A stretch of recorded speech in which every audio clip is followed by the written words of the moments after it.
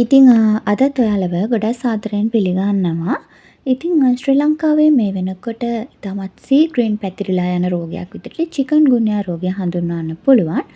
ඉතින් අද අපි කතා කරමු චිකන්ගුන්යා කියන්නේ මොන වගේ රෝගයක්ද, මේ රෝගයේ රෝග ලක්ෂණ මොනවද, ඒ වගේම මේ රෝගයේ සංකූලතා මොනවද, මීට අමතරව මෙම රෝගයෙන් ආරක්ෂා වීම සඳහා අපි මොන වගේ දේවල්ද කරන්න ඕනේ වගේ දේවල් ගැන මේ වීඩියෝ එකෙන් අද කතා කරමු. එහෙනම් අපි අද වීඩියෝ එකට යමු. ඉතින් මේ චිකන්ගුන්යා කියලා කියන්නේ ඊඩීස් මදුරුවන් විසින් සම්ප්‍රේෂණය කරන වෛරස් රෝගයක්.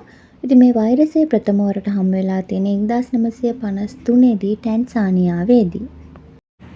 ඉතින් චිකන්ගුන්යා කියන නම කිමකොන්ඩෝ භාෂාවෙන් එහෙම නැත්නම් දකුණු ටැන්සානියානුවන් ඒ වගේම උතුරු මොසැම්බික් ජාතීන් භාවිතා කරන නැමෙනදේ එහෙම නැත්නම් නැමි ඇවිදින්න යන අර්ථයක් පවතිනවා.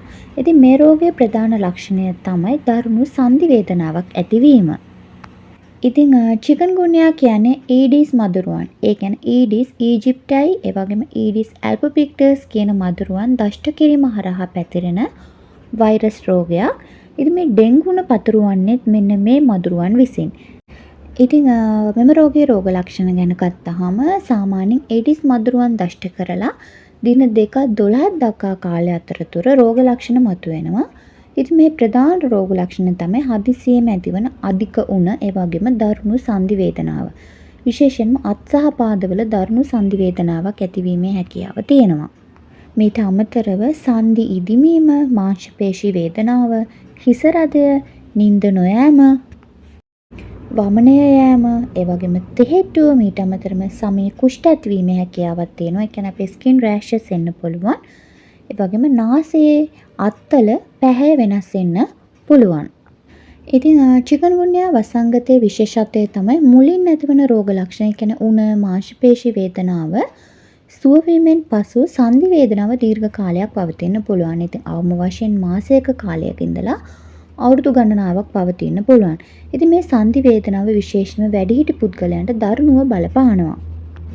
ඉතින් චිකන්ගුන්යා සඳහා නිශ්චිත එහෙම නැත්නම් විශේෂ ප්‍රතිකාරයක් නොමැති අතර මේ රෝග ලක්ෂණ සමනය කිරීම සඳහා ප්‍රතිකාර සිදු කිරීමේ හැකියාවක් විතරයි තියෙන්නේ.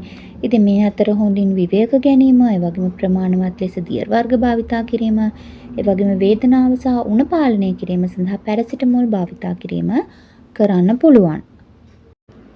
ඉතින් අනිවාර්යයෙන්ම මේ රෝග ලක්ෂණ තියෙනවම වෛද්‍යවරුන්ට හමු වෙන්න මේ රෝගය ඉක්මනින් හඳුනා ගැනීමට හැකි වුණොත් රෝග ලක්ෂණ පාලනය කිරීමේ හැකියාව තියෙනවා. ඉතින් මේකේ සංකූලතා ගැන කතා කරද්දී චිකන්ගුන්යා රෝගයේ සාමාන්‍ය වෛරස් උණක් වුණත් බොහෝ විට මේක ස්වයං සුව වීමක් සිදු වෙනවා. ඉතින් කලාතුරකින් මේක මාරාන්තික වීමේ හැකියාවකුත් තියෙනවා. විශේෂයෙන්ම වැඩිහිටියන්, අලුත උපන් බිලිඳුන්, ඒ වගේම නිදන්ගත සෞඛ්‍ය තත්ත්වයන් තියෙන පුද්ගලයන්ට මේකේ බලපෑම වැඩි.